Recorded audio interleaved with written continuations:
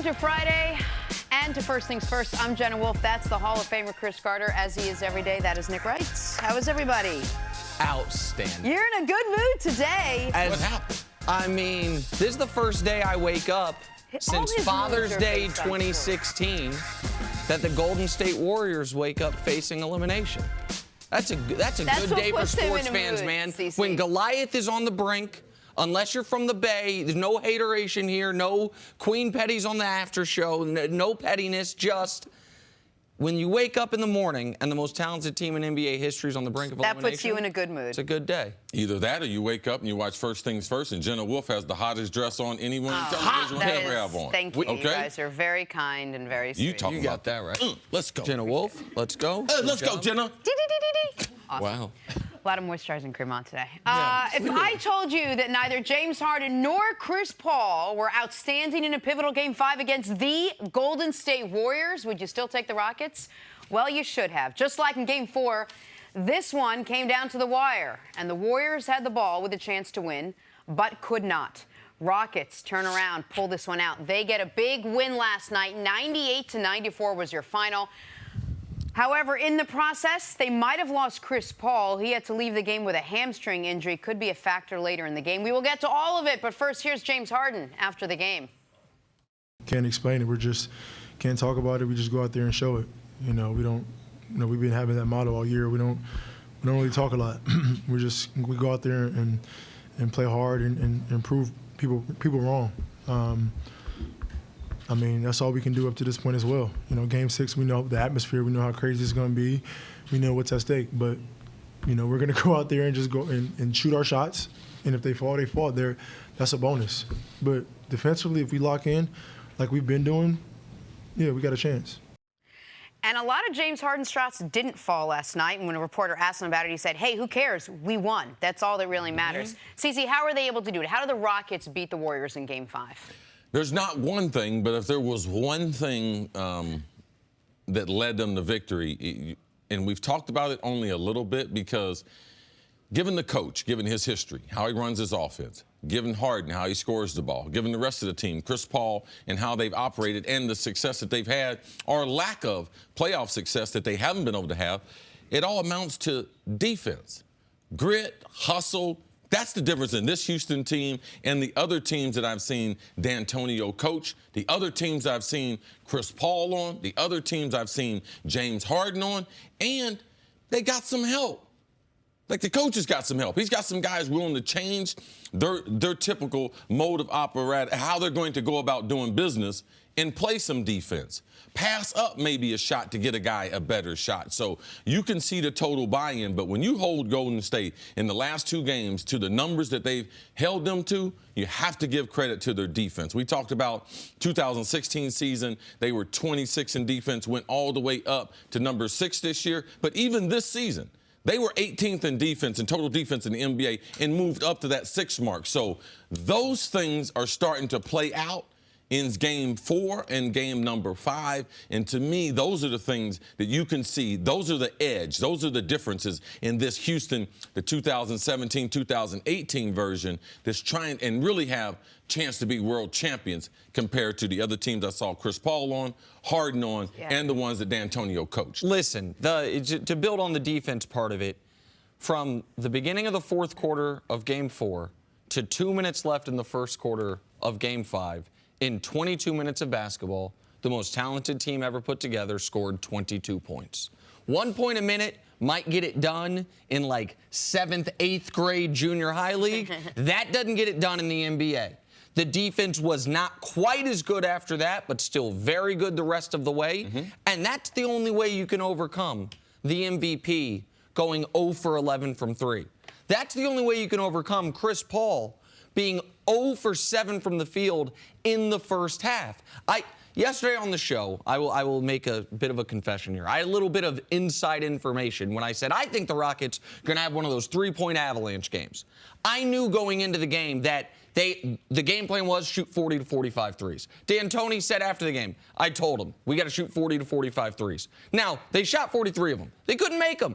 They were 13 of 43. They won anyway. Trevor Ariza made 1 basket. They won anyway.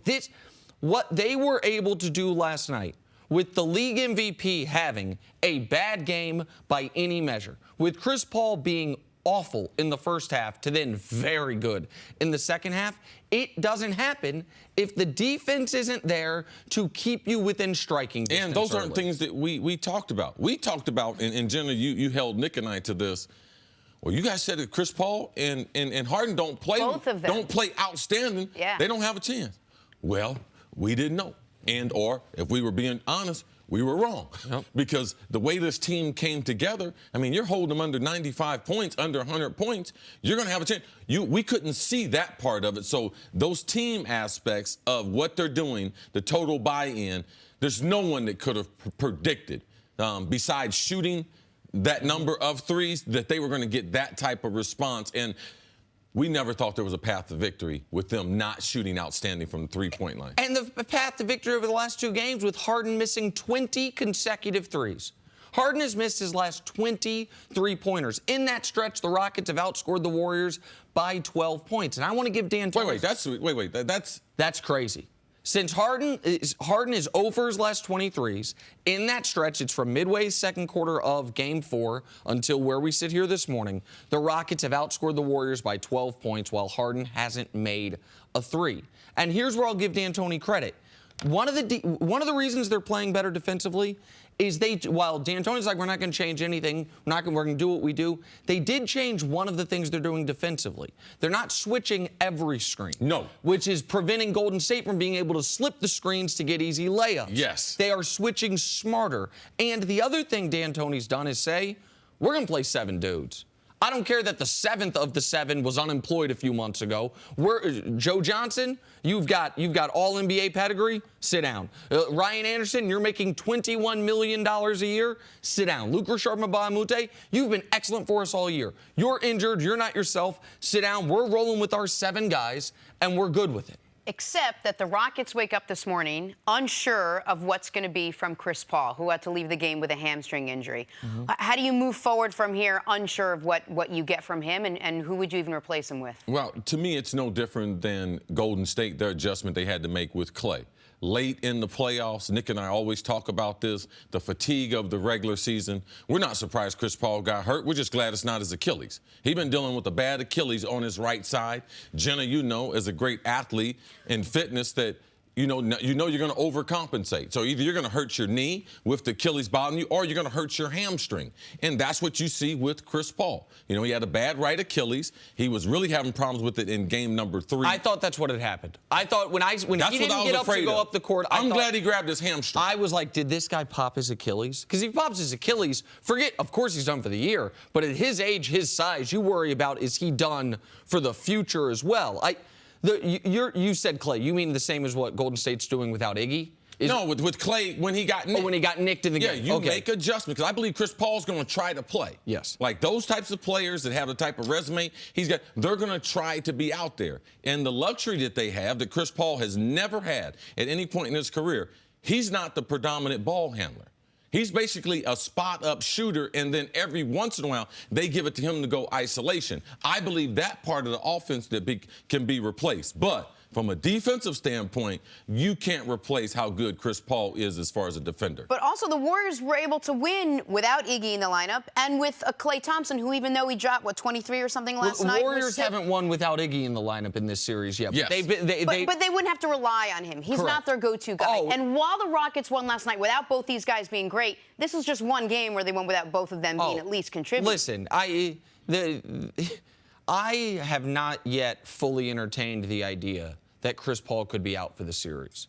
Not only because it would be unfair to him and be unfair to basketball fans, but I've talked ad nauseum about how many lucky breaks, injury breaks the Warriors have gotten, whether it's Kawhi going down, whether it's Kyrie and Kevin Love going down, whether we can go down the list. Chris Paul is, you can argue, much like we do with the Warriors, who's the best, who's the most important. He's not the best player on the Rockets. You can argue he's the most important.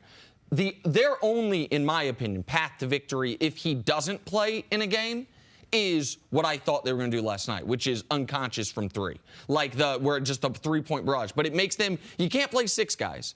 If Chris Paul's out, you've got to now extend the rotation. No. Now guys who haven't been getting minutes have to get minutes. No, and that doesn't, just because Chris Paul, if he decides not to play two, that doesn't mean that the rotation only increases by one. Right. I believe D'Antoni goes back and maybe plays three guys. Exactly. Right. Chris Paul goes back and plays eight guys, have an eight-man rotation. And I believe the ball handling skills, too, because the way they run their offense, that can be replaced. And Chris Paul, you saw it yesterday. There was a great moment before he got hurt when Harden was clearly exhausted. There were about 3 minutes left in the game. And Chris Paul, during a timeout, just starts jumping up and down in Harden's face, basically saying, we're not allowed to be tired right now. We've got to go. Like that, I know he doesn't have a championship. He is a championship-level leader. They need him desperately the rest of the way. All right, the Rockets now up 3-2 in the Western Conference Finals. In the East, can LeBron will the Cavs to a Game 7 in Boston? That's next. Game 6 tonight in Cleveland. Boston won Game 5. Those guys in Wisconsin are frisky, though.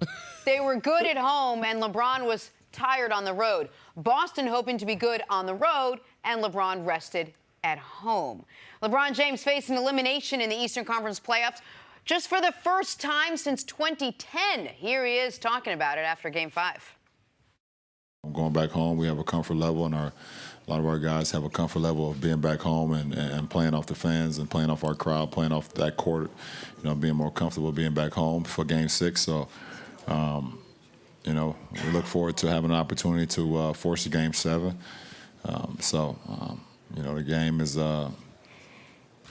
it's up to us to see if we can, come back here for one more. All right, Nick, besides LeBron James putting up 100 points on his own, what do the Cavs need to do to win this game? Well, I reject the premise of the question, besides the LeBron James part of it. This is statistically speaking, the greatest elimination game player in the history of the sport.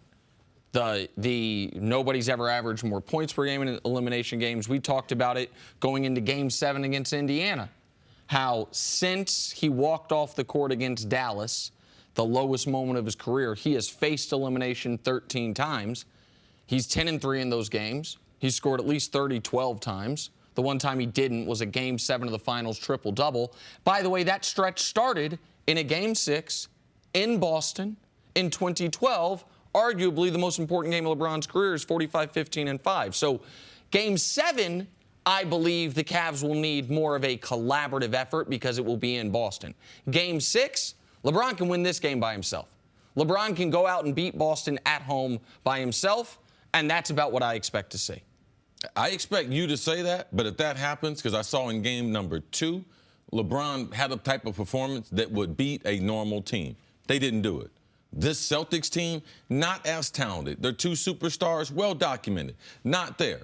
But as a team, this is a team that can't be beat by one player. All right? And that's what I believe. All right? We're going to come on this show on Monday, and people are going to be shocked. LeBron James not going to be in the playoffs. What are we going to do? Because I don't believe that this unit, that not only can they win a game in Boston, but I wouldn't be shocked if Boston won game number 6 in Cleveland. Like, based on the way the team has played, the younger players adjusted in game number 4, and the way they played the second quarter, third quarter, and the fourth quarter, and the way they went back to game number 5 and handled their business in Boston, I wouldn't be shocked at all if Boston won tonight in Cleveland. I agree with you that you can't just say LeBron will be enough for them to win a game in Boston, because you're right. We saw game 2 in Boston. LeBron played brilliantly, a 40-point triple-double, and they lost. But we can show the audience the home-road discrepancy. But this is two different teams now. Like, Boston is a great team at home, and they have been bad on the road. Is one great player enough to beat them on the road? I mean, I've seen it happen in this postseason already. I saw Giannis do it. I saw LeBron do it twice already. Go ahead. Who has more support, Giannis or LeBron? Giannis. Oh, okay. But I don't think, I expect LeBron to play better than Giannis's best game. Like of course, that kind of math, Nick, of course. Yeah, I expect LeBron to play better. But basketball doesn't work like that. All right? The backcourt of the Cavaliers has been horrible. And there's no number that we can pull. Dusty, get me a stat that's going to tell me JR's going to play better, that they're going to play. There is no stat. So you know what we are back to now? We're back to where we were at the Pacers series. Man, we just believe in LeBron. It's just blind faith. But what if that doesn't work? What if that doesn't work over the next 2 games, which I don't believe it's going to work because of lack of support. But listen, I am just real quick. I apologize. For Game 7, he needs the backcourt to be better. They need, because when you're talking about how bad the backcourt's been, again, that's the games in Boston. So what if they lose tonight? What are we going to come on here on Monday? How are we going to explain it to people? If they lose... All right, because our job is supposed to give people some type of preview. We got 2 games before we're going to be on TV. And there's a chance they could lose tonight.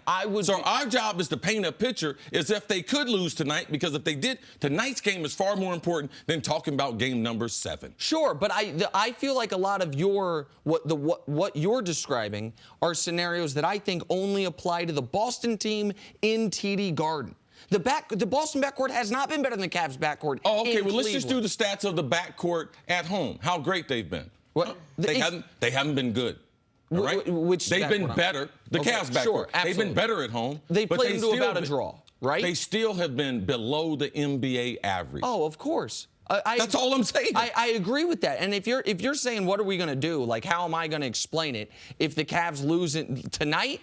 Listen, I have to own it. I will have been wrong about this from the beginning. But I do not think that when the other team doesn't have an established superstar, no matter how good the supporting cast is, no matter how bad Cleveland's supporting cast is, that Cleveland's going to lose a home elimination game in the Eastern Conference. I don't believe that. Question. You rejected my question and my premise that LeBron needs to score 100 points and not rely on anything else. I almost reject yours a little, that he could single-handedly go out and win this game. Ty Lue didn't know really how to manage the last game because he didn't know who to rely on. How does he make adjustments now for this game, not knowing, is he going to play Kyle Korver? Is he going to keep the same backcourt? Do you rely on J.R. Smith? I mean, how do you answer those questions? You bring up a good point, Jenna. In an elimination game, how patient can I be with guys I've depended on? Absolutely. It's legitimate. Everyone should be asking themselves that question. How long can they stay? Do they go with Jetty Osman? You know, do they give him some minutes? Like, there's so many questions surrounding the Cavs that are legitimate. He made a huge mistake in game number 5. All right, as far as Kyle, the number of minutes he played, worrying about the Celtics rotation compared to doing what they do best, and that's put the best shooters on the court. So all those things are on board. What I just try to do, Jenna, is give people a picture of the scenarios of what can happen. And in this game tonight, it's not like Vegas thinks this is one lopsided game. Cleveland is going to win. If they don't win tonight, I just try to give people things they should look at for the upset. Right, and I just the upset would be the most shocking result of the NBA playoffs thus far. Okay. It would be more shocking than Toronto. But we would at least have our fan base prepared for that. Okay, well that's your job then. Today. That's what I'm doing. That's fine. The point you're making about, listen, Clarkson, maybe he shouldn't be in the rotation. Ty Lue making adjustments. All those things are applicable for Sunday. For tonight, I don't think the game will be close, and I think it will be because of that guy. I guess we'll see. We'll see in about 13 hours. All right, that's the story there. We'll go back to the Western Conference Finals on the other side. Coming up, who is to blame for the Warriors now being down 3-2 in that series to the Houston Rockets? Next, this is First Things First. Rockets won Game 5, but may have lost Chris Paul in the process of winning Game 5. Injured his hamstring in the final minute, had to leave the court. His status for Game 6 is unknown. Cris, do the Rockets have any chance if CP3 can't go? Absolutely. They're the best team in basketball and have been over this course of not a month, not 2 months, but the course of the NBA season. Yes, they do. Can they win one game as an organization without Chris Paul? I do believe they can. Because they're not using their bench now, they do have 3 players I do believe will get in that rotation. Last year, Western Conference semifinals, Kawhi Leonard gets dinged at the end of Game 5, a game the Spurs win. He is then not in Game 6 against the Rockets. Rockets should win it. The Spurs end up winning that game to go on to the Western Conference Finals. I say that to say this. You can win one game. Like, if this was the beginning of the series, you got no shot of winning a series without Chris Paul. You can win one game without Chris Paul. And he still might play. We don't know yet. All right, moving on to the Knicks. We finally heard from the Unicorn about his new head coach. Kristaps Porzingis expressed his excitement over hiring David Fizdale. He tweeted, "Just had a great conversation on the phone with Coach Fizz. Man, I'm excited. Let's go." CC, how do you expect Fizz to do in New York? I expect Fizz to do well. I'm pulling for Fizz. I'm a fan of the way he coaches the game from his days in Miami, where I was a season ticket holder with LeBron there. And it's nice to see that his excitement, he does have that type of personality that is infectious. I can see Kristaps getting off the phone being like, okay, never met the guy. I like this guy. He has that type of approach and that type of a demanding personality. Most important job for the new Knicks head coach, whoever it was going to be, to have a good relationship with the franchise. That's Kristaps Porzingis. There were reports this week they almost traded him to Phoenix. We know Phil Jackson never had a good relationship with him in the front office. That's now solved, it would appear. This is very, very important and a great first win for David Fizdale. Absolutely. And you need to have a relationship with Kristaps' brother, too. I feel like he's got a role in the process. Right. You might hear about him later on. The All-NBA teams were announced yesterday. Damian Lillard was named first-team guard alongside the assumed MVP, James Harden. Nick, should Lillard have made first-team NBA? Absolutely. This is a great accomplishment for him.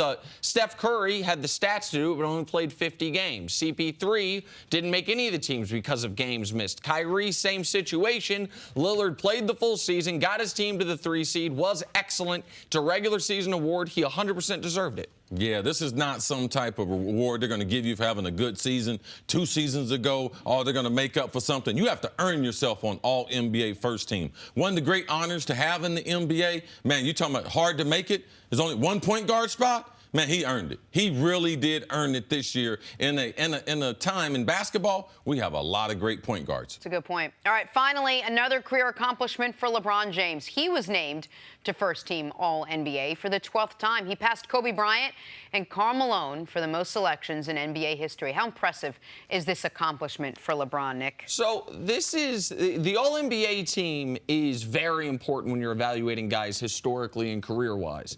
And the forward spot, because the way it works is there's 2 guards, 2 forwards, 1 center. So since LeBron's come into the league, the people he's been competing with for one of those 2 first-team spots are Tim Duncan, Kevin Garnett, Dirk Nowitzki, Kevin Durant, Kawhi Leonard as of late. That for 12 years, 12 of LeBron's 15 years, he's been one of the 2 best players at the deepest position in the league. To me, it's remarkable. And LeBron now has more first-team All-NBA selections than Jordan had complete years in Chicago. That's not a LeBron's greater than Jordan thing. That's think of how many memories you have for Jordan's time in Chicago. His entirety there of complete seasons, he played 11 full years there.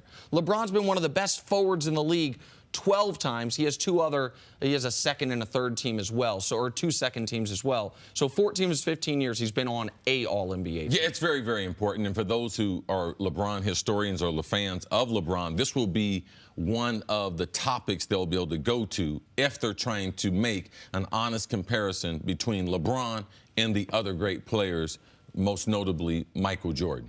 And this difference right here in how long he could stay in his prime, how long could he stay as one of the best players in the NBA, that's going to be one of the message points if he's ever going to catch up with Jordan or ever go beyond Michael Jordan. It's, man, NBA, first team, 12 years. He's going to add on to that. Now, can he get another ring? Because those will be the arguments because the playoff record, finals record, the 6 MVPs, that is unapproachable. So LeBron can only go to these other little areas that I believe being valuable, critical to the argument for people like Nick Wright. And this is because for some people, the Jordan 6 rings will always make Jordan the greatest player ever, 6 for 6. Our friend Isaiah Thomas, when he was here, the guy he brings up is Kareem. Like the LeBron-Kareem totality of their careers, that's where this is most applicable. When you look at how long Kareem was great, how long he extended his prime, that's the territory LeBron was approaching and is now, I don't know if he's quite surpassed the length of Kareem's prime, but he's neck and neck with him and doesn't appear to be slowing down. So impressive. All right, back to the only basketball game that mattered last night. Only the basketball game, also the only basketball game that was even played. Rockets beat the Warriors. Stop, Nick. Rockets beat the Warriors in an ugly game, but it was a pivotal one. They now take a 3-2 series lead. The Warriors have now dropped 2 playoff games in a row. They haven't done that since the 2016 finals. However, as expected, Steve Kerr says he's not worried heading into Game 6. I feel great about where we are right now. And that may sound crazy, but I feel it. I know exactly what I'm seeing out there. And we defended them beautifully tonight. We got everything we needed. Just too many turnovers, too many reaches. And if we settle down a little bit, we're going to be in really good shape. It's a big statement there. Really good shape, because they're not in great shape right now. What do you think about what Steve Kerr said, CC? Oh, I don't believe him. I can't believe after that game, because I listened to Draymond, because I went back and listened to Draymond after game number 4. And Draymond was like, man, you know, we're pissed. We gave a game away. I think they gave this game away. I mean, you can't expect Houston to shoot the ball that poorly again. You can't expect Chris Paul to be out of the game in the most critical time again. Like, you can't expect that, like, in Houston. Like, if there was a Game 7, and you say, hey, Steve Kerr, you have the same scenario again. He'd be like, yeah, absolutely. Sign me up for that. But that would be after they had won game number 6, not knowing where Iggy's going to be back. So, no, I don't believe him. Now, this is the first time, Nick, that they've been down the series since when? First time they've been trailing in a series since before they got Durant, when they were down 3-1 to OKC and then down 3-2 to OKC. Yeah, like, and the reason why I know, Jenna, because I work with a guy. Oh, shit, I ain't worried. Shaking his, he's like the duck on the pond. Right. Them feet up under. LeBron. No, Steve Kerr, he should be concerned. This is the best team that he's faced in this run that they've been on. This is the only team that had home court advantage against them. And do they have the matchups? Do they have the firepower? No, they can't outshoot Houston. This is the first time they faced anyone in this run that'd be like, man, we can't outshoot them. There's got to be some other ways that we got to try to beat them. In the last 2 games, they had a chance to win. But their inability to run their offense in the last minute of the game, I mean, there you go. It's shocking. There you go. James Harden drove to the basket, kicked it to Eric Gordon to hit a 3 with 1:20 left. That put Houston up by 4 points. That was also the last basket Houston made. 1:20 left. Houston's done making baskets. Houston's done scoring, except for in foul situations where the Warriors are fouling to stop the clock. Go ahead. And in a lot of playoff situations, championship situations, that's all the field goals you get. It's normally a free throw shooting contest after that. So that's a typical situation they were in when he hits that. So 3. Houston doesn't make another basket. The rest of the way, let's look at what Golden State runs, who gets the shots, and who is not involved. Draymond gets a 3. Great make by him. Quinn Cook takes their most important shot of the season with Steph running wide open. That ain't great. Steph Curry misses a very tough layup. And then the final possession of the game, you're kicking it up to Draymond. Let's show this again. Kevin Durant, is he standing out of bounds? You're going to see someone fly into the screen at the end here. It's not Kevin Durant. He never comes into the frame. See, you told me that Kevin Durant knew he made a mistake at the end of Game 4. Absolutely. That he said, I knew I should have taken that shot. Well, he couldn't have scripted a better opportunity to make up for it than at the end of game number 5. 4 possessions. Draymond gets a 3, and credit Draymond, who is never afraid of anything, going back to Game 7 against the Cavs when Draymond had a brilliant basketball game. Draymond takes a shot. Quinn Cook, who was in the G League. He was so wide open, he had enough time to take a dribble. Yeah, I mean, he fumbled the ball. He couldn't believe it. The next possession down, Steph, I'll give Steph credit. Steph attacked the basket. Really tough shot, but at least he was in attack mode. And then that last play, when you have to, you know the Rockets have a foul to give, so there's a little, you can't quite do the easy math. They screwed up the rebound, so they couldn't advance it to midcourt. But KD's not involved. What was KD, if Draymond doesn't turn the ball over, I'm just curious, what's KD's plan 46 feet from the basket with 1 foot out of bounds with 4 seconds left? Every coach I ever had said, hey, man, you got a guy next to you? Uncover. Go to an open area. Try to create some space for yourself. He didn't move. Was Quinn Cook the plan ever drawn? Was it ever drawn up that Quinn Cook was going to get the ball and take the shot? This is the 2nd straight game that ended like this. The last game that came down to the wire we talked about it, and CC, you were surprised. You're like, I'm surprised there wasn't a better play drawn up or any semblance of a play. It looked like everybody was a mess. It kind of appeared that it was this way, too. Absolutely, Jenna. It's a great observation. And no, they didn't draw up anything. Well, Cris, how you know that? The reason why? Because they hadn't played one single minute with that lineup that they had with Quinn Cook in the game all season. We're at game, what, 96 in the season? Now, let me say this. That's remarkable. That was the first minute. I hadn't seen that. That was the first minute they had played with that 5-man lineup. Yes.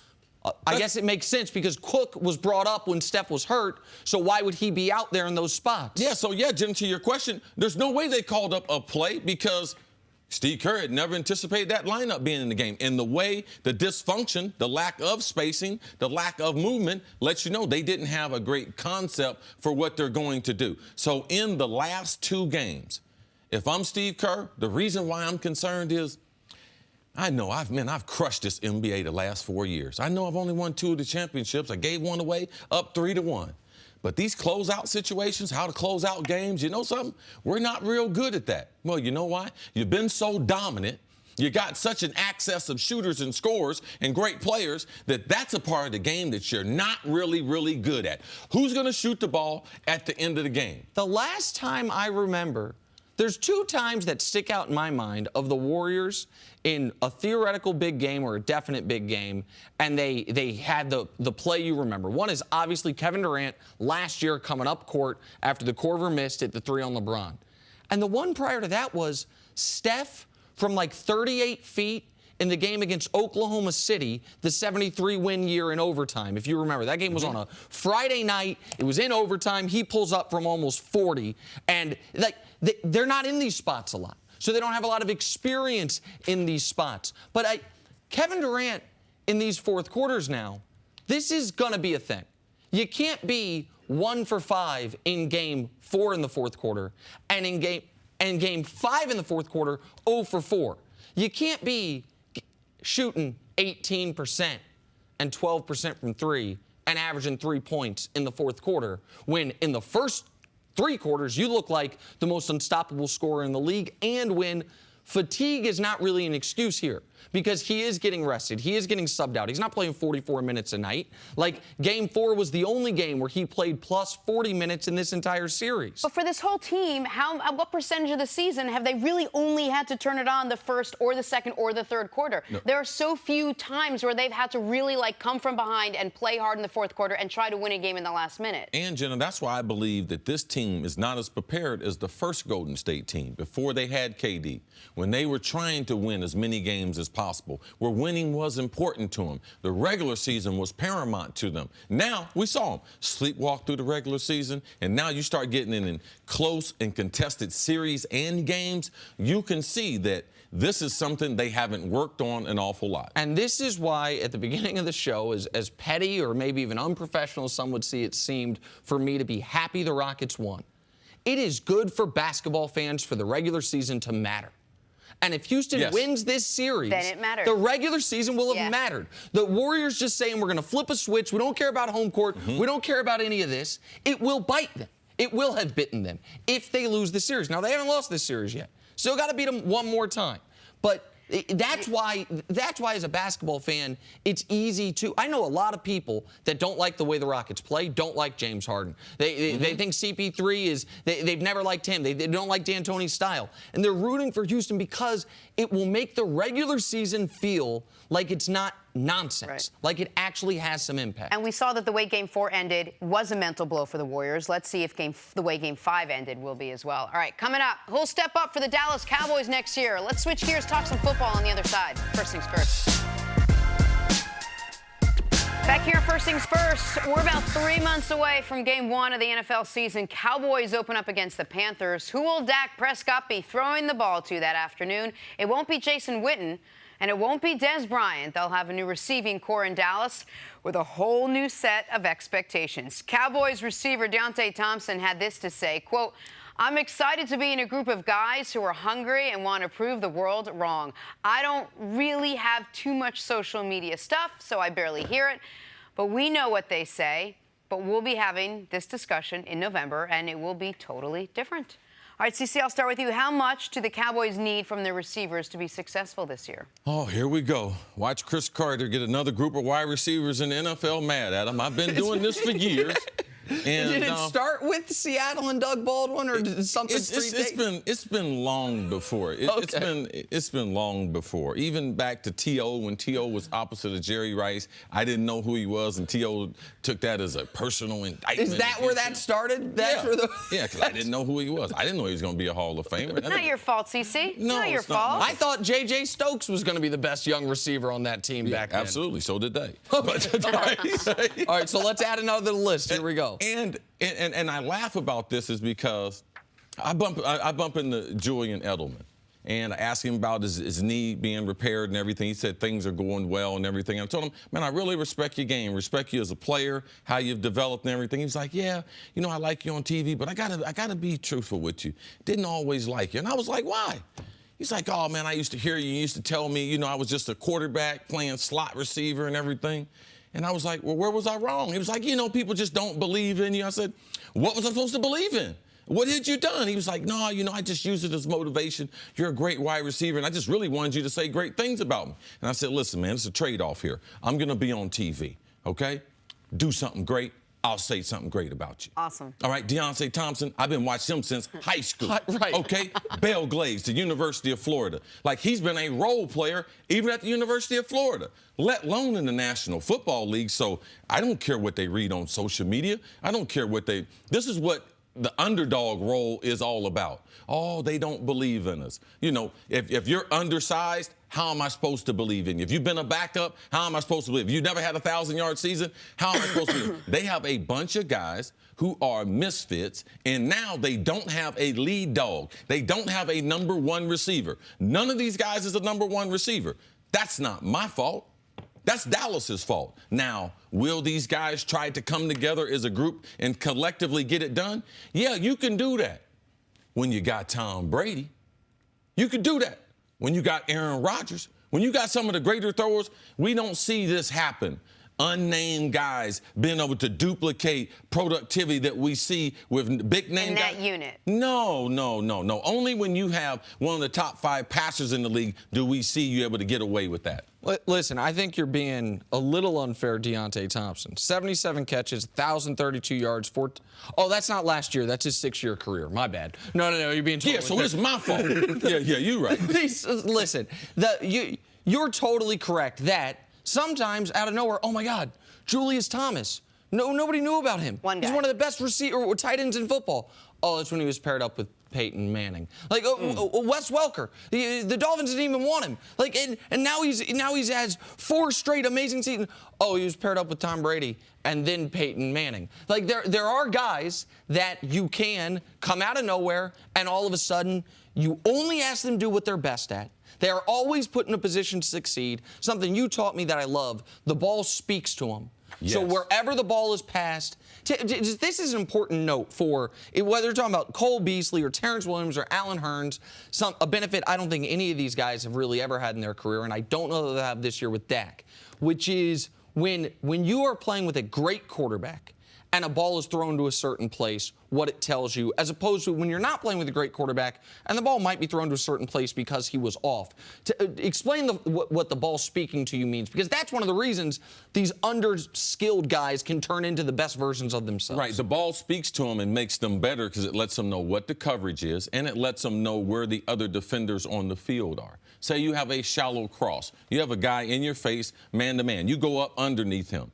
The quarterback throws the ball in front of you. You think it's man-to-man, but the guy could have jammed you and dropped off, all right? But the quarterback throwing it in front of you, he lets you know there's green grass in front of you. It's probably going to be man-to-man. If the quarterback throws the ball at your back shoulder, it's like, watch out, man. You got heavy artillery in front of you. Slow yourself down and go back the other way. So a great quarterback, it does help unknown. It does help guys who have been number 3s, number 4 receivers trying to come together. And I've only been wrong about this one time, and that was the Seattle Seahawks. And that was because of Doug Baldwin. Doug Baldwin made me wrong. I said they were just ordinary guys. They were just role players. But Doug Baldwin stepped up his game. Now, as a group, They were very effective as a group, being on a running team, a lot like Dallas, with a young quarterback. They proved me to be wrong. And Doug Baldwin knows it. I apologize to him. Doug Baldwin went on to become a Pro Bowl receiver. Right. Which one of these guys is going to step up and be the Doug Baldwin to make me wrong? So there's two ways that can work in Dallas. One, if they succeed as the underdog receiving corps and somehow a bunch of no-names are going to come together and become this unit that no one expected. Or two, Dak Prescott has to come out and have a lights-out year in year 3. Do we expect that to happen? Well, to the Doug Baldwin thing, just quickly, he became a better player, but also I would imagine part of your analysis baked into that was you didn't think at the time Seattle had a Tom Brady at quarterback. And Russell Wilson ain't Tom Brady, but man, he's turned into an amazing, to me, a top 5 quarterback in this league. Yes, absolutely. And he made that jump from a running defensive team to now I'm the guy. Right. You can back me up 40 times, 50 times, and you can win doing that. And so I don't know, to answer your question, I don't see that type of leap coming from Dak. Like Russell Wilson to me is a top 5 quarterback in this league. Right now, Dak's fighting to become a top 15 quarterback in this league. It's an enormous jump to go from there to there because even Russell Wilson's first year, second year, third year, you could see some flashes of it. The reason this is going to be so hard for Dallas is you talk all the time about every number 2 wants to be a number 1. Every number 3 wants to be a number 2. Yes. I look at Dallas. I think Allen Hurns a legitimate number 2 receiver. He's going to have to be their number 1. Everyone else on this team is a 4. Right? Like, their number 2 is going to have to be their number 1. And Cole Beasley is an excellent 4th receiver. You can deal with him as your 3rd receiver. Terrence Williams, be an excellent 4th receiver. He can be a 3rd receiver. Yeah, you can't have him as no damn designated driver, though. No, you can't have that. That's a fair point.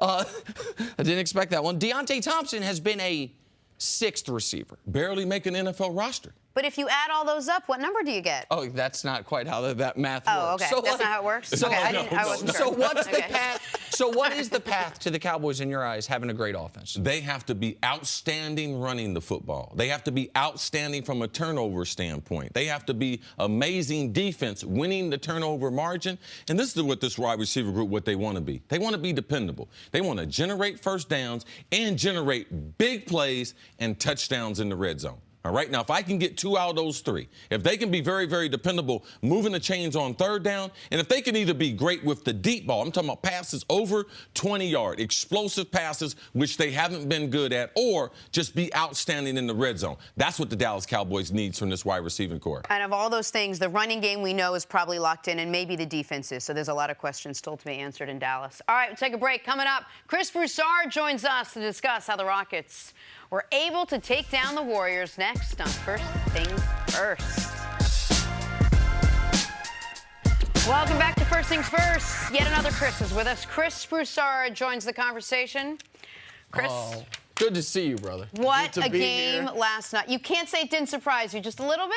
Were you a little bit It was surprised? just, I don't know if surprise is the right word. Yeah, it was just I thought it was a great game. A lot of people complaining, saying it wasn't well played. It was playoff basketball. It wasn't well broadcasted. It wasn't commentated. It was a great basketball. I thought it was a great game.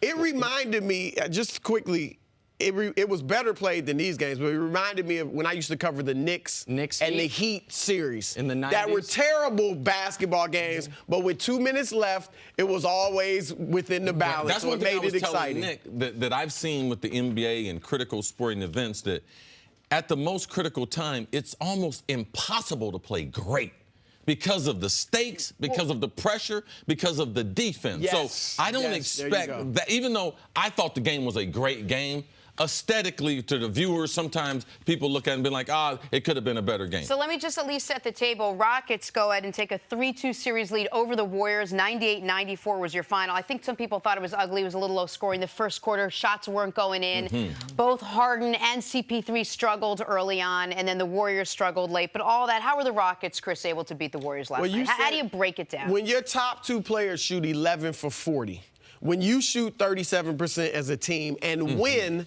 against a great offensive team, there's only one explanation: defense. And what has happened, you never thought you'd say that about Mike D'Antoni, coach team. I know he's got Jeff Bzdelik as kind of his defensive coordinator, but give D'Antoni credit for setting that up, okay, and letting Bzdelik do his thing. But what they have done is, I've said it before, they have baited, switching everything. They've baited Golden State to playing ISO basketball. Golden State, we know they've talked about passes. They are very, they're adamant about the number of passes they get per game. They are throwing 58 fewer passes per game in this series than they did in the regular season and the first 2 rounds. They are going ISO almost 3 times as much as they did in the first 2 rounds in the regular season. Yep. Their assists, they led the league with assists, almost 30 a game, which is ridiculous. And now they had 14 in game 4, 18 last night. They have gotten away from themselves. And I've said it before, what made them special was all the motion, the fluidity. Because it made them so hard to guard. Exactly. You don't see that anymore. It was. That is, and I know, listen, for about 20 months or 18 months, however long, my opinion that the Warriors shouldn't have signed Kevin Durant has looked crazy. We'll see how it looks in about 96 hours. But the reason that I initially felt it in my heart was because they were playing a style of basketball I'd never seen a team play at that high of a level. The freedom of movement, the sharing of the basketball, and I thought that it elevated Steph to a level that he was, when they signed Durant, my concern was, yeah, you're adding the second best player in the world, but are you turning Steph from the second best player in the world to the 8th or 9th best player in the world? Now, they won a championship with it. They were the heavy favorites going into this series. So I'm not saying that they shouldn't have signed Durant. I said it a year and a half ago, and it's looked wrong. The point that I'm making is they haven't looked like the Warriors this series. They just flatly, offensively, have looked like a lot of really great teams have looked. We got a bunch of good players. We're going to go in ISO. They haven't looked like the team that was a force of nature offensively. What it looks like is that Steph and Clay and the rest of their great players are just deferring to Durant. I mean, how many times are they coming by half court and just giving it to Kevin and then running away and expecting him to do something? So your point is well taken. Yeah, I love the fact that you brought out with the passes, because we had looked at a couple games and they had been down 50 passes in a game or two. But now, over the collection of 5 games, that's 200 passes over the course of the series. That's a lot less motion. It's easier to defend, and it doesn't play to their strong suit. We talked about in the segment before about Golden State with the lack of continuity playing with the guys they're playing with. And then now if they're trying to not only play with different guys, they're going to play a different style. That's why they don't look like the Warriors. But to me, it's just lack of being tested in pressure situations. It's not that big of an adjustment. The last 2 minutes of the game, they need to concentrate on what they're doing. If they can correct that, I mean, signing Kevin Durant was well worth it and will be well worth it, because now every team in the NBA is adjusting to what they did. It did get them another championship on top of the other one that they had. And you have to have, as a group, if this group doesn't win 3 or 4 championships, it's going to take away from them being special. Listen, and I know we're going to talk more about the Warriors when you're on with us later. I do want to give the Rockets credit, because it's not just because they're a 65-win they're team. making. It's not to win a game when Harden's 0 for 11 from 3, and Trevor Ariza makes 1 shot, and Chris Paul doesn't make a basket in the first half, is incredible to me. I thought they would go into this game and try to make, of course they're going to try to make, but where they would shoot 40 to 45 threes. They shot 43 of them. They only made 13. Yeah. And we can say, oh, well, Golden State turned the ball over. Golden State turns the ball over now. That's their bugaboo. They've been careless. The Rockets' ability to finish these games, and the Rockets' ability, even when they're not making shots, to stay locked in defensively. Because that's what happened, Jenna, in Game 3. Game 3, they were within striking distance at the end of the first half, and they had missed a dozen layups, and they never started hitting their shots, and they let go of the rope defensively. In these last 2 games, even when their shots aren't falling, they are so locked in defensively that it is stifling Golden State. Well, they're going to have to be now. The one thing we all agreed on was that there was no way the Rockets were going to win if those 2 guys, Harden and CP3, weren't great. They both had to play great. Well, maybe last night was a silver lining that they won and they didn't play great, because now they may be without CP3, pulled up with a hamstring injury. He left the court. even if he does come back, he's not going to be 100%. He will still be hurting a little bit. How does that affect everything moving forward, whether he plays or not? Yeah, it's obviously going to be tough without him. But I heard you guys say earlier, and you're right. They can win one game without him. They can't win a series against this team without him, but they can certainly win one game. I don't know how in the world this stat happened, but last night, Chris Paul was negative 13. He was the only Rockets player that was negative in the plus-minus. I don't know how it happened. I thought in the second half, he carried them, and he's done that, obviously, the last 2 games. If it wasn't for him in that third quarter, it was tremendous what he did. So, look, you can look at that plus-minus. There's another stat. I'll tell you how it happened, though. It happened because the Rockets had that 11-point lead. He comes back in the game, and in the first quarter, and while they lose it over the course of the end of the first quarter, beginning of the second quarter, he's on the court when the Warriors went on their one run. That's why he ended up being negative for the game. What happens if he can't play? Well, one of the challenges is this. They have only played 7 guys the last 2 games. And Gerald Green's played about 11 or 12 minutes each game. So they're essentially playing 6 guys. Now, you have to play at least 7, I think. So what role player that hasn't played in the last 2 games, and Bahamute, whoever, gets in there and plays well and is comfortable after having sat this long. So that's going to be a challenge. Yeah, one thing, too, it's a challenge, but you also have Eric Gordon, who was in a slump. He's playing the best basketball he played in a long time. So you give him more minutes. Belmute, you got to put him back in the game. You got to give him 5 to 8 minutes. Like, this is a great basketball team. It's not absent of talent. Chris Paul, the other teams he was on, I would be terrified if he was hurt. The other teams that D'Antoni had, if their point guard was out, I would be terrified because their number 1 ball handler would be out. With Houston, Chris Paul's not the number 1 ball handler, and if they didn't have James Harden, who is not playing well, but still waiting for that MVP performance, like to clinch the series. Like, what if he comes up with that game? So I put that in the equation. The 65-game wins, the athletic character that they developed during the season, and shutting Golden State down at the end of these 2 games, Games 4 and Game 5 to win them, I believe that moving forward will pay dividends. All right, Rockets now 1 game away from going to the finals.